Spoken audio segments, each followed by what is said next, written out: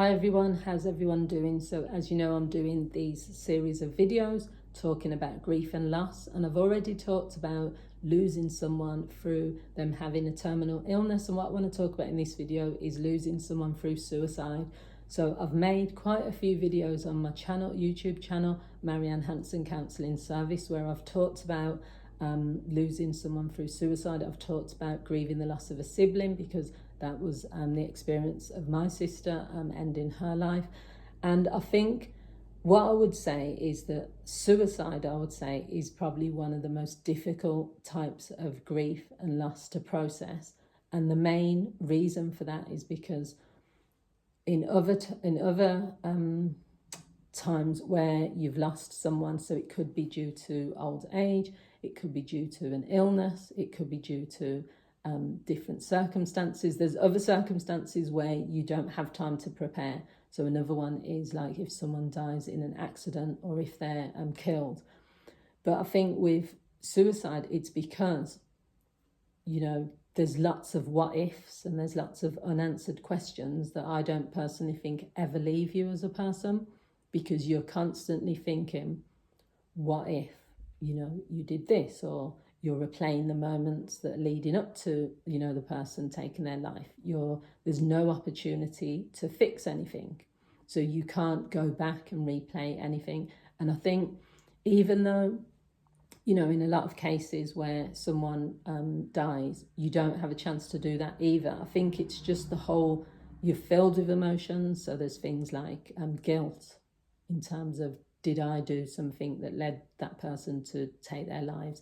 Blame, was there someone to blame? Was there a particular thing that led up to it? There's regret, there's confusion, there's frustration.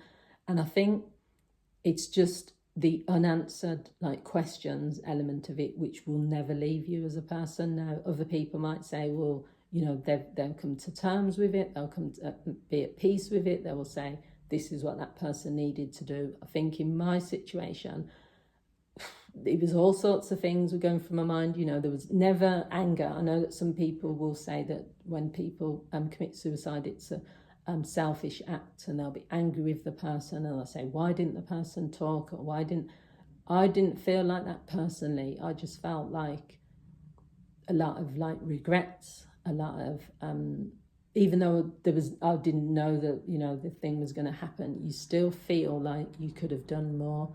And I think it's still the what ifs. What if this person had help with this? What if the person things were done differently? So I think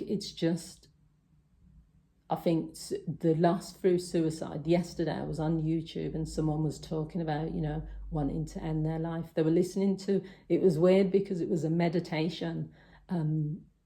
It was a meditation music, which I shared as well on my YouTube, on my Facebook page. It was very peaceful music. It was very melodic music. And then someone in the comments was talking about, they woke up today and they were thinking about ending their life. And then I just shared with them, just think about the impact it's going to have on the people around you who love you. Because to me personally, I think I would never want anyone to experience what our family has experienced when it comes to someone taking their life. Because as I've said, it's the unanswered questions that you're never going to get the answer to.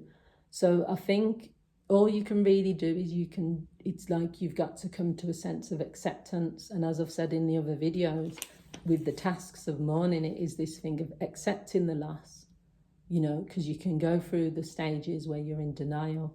You can go through stages where you are not yet, just the reality hasn't sunk in yet. You can go through all of that, but I think you have to process that you're going to be grieving. You have to process that pain. For me, it was a good 7 to 8 months where I literally I'd say I was grieving, but you're going to be grieving for life, but it's in a different way. It's adjusting to the world without the person in it, finding a connection with the person. And it could be where you make a promise that you are going to live your best life. So, embarking on a new life could mean that you're saying, I'm going to do this in that person's name, or I'm going to do this because this is what that person would have wanted, or I'm going to go to this place or do an activity that this person enjoyed. I'm going to do it on their behalf. There's loads of ways you can do that. But I just think the other thing around like getting some support from others, there are lots of groups now, which is really good. There are a group which is called SOBS, SOBS, and it stands for Survivors or Bereaved of Those who've Committed Suicide. So I didn't go to those groups, but I was like invited to attend like different groups like that. I didn't think that would be useful. In fact, I saw something on YouTube yesterday or on Facebook. It's this grief conference thing, and that's another video which I'll probably do another video about. This whole idea of like, I'm someone that I don't want to sit with like lots of other people who have been through the same thing, because I don't know if that would actually help me personally. I don't, this whole idea of going to an actual conference with thousands of people, to some people they might find that helpful, to have people on stage sharing their story and to have a whole thing that is geared towards like grief and grieving. I don't personally think that would help me. I would say that like individual counselling for the majority of people is what they would do for grief. But yeah, I think because suicide is as special, it's a different, no one will understand that unless they've been through that, I'd say. It's different. It's a different, as I've said, it's a different way of grieving, because you're not going to be able to answer questions that maybe people are going to ask. And also you don't really want to talk about how that person has died. There's also a bit of shame attached to it, even though you didn't do anything, and even though it isn't shameful, the shame is because you're having to share someone's story, which you don't always want to do, and you're having to like answer. Me personally, I don't answer questions related to my sister, because that's her story, but even like majority of people don't know how like she died. But it's still, when people ask, you feel like you have to like defend a position or you have to say something. But I just think that that's all tied up, as I've said, with the whole suicide thing. It's not talked about enough in society, or it is like a shameful thing attached to it. So yeah, that leads you to, when you are grieving, going through different levels of grief in terms of the feelings you have, like I said, the guilt, the blame, the regret, the confusion, the frustration, no opportunity that you have to ever fix things, no opportunity to go back and redo things, no opportunity to talk to that person again, to ask them what they need. So it can be very,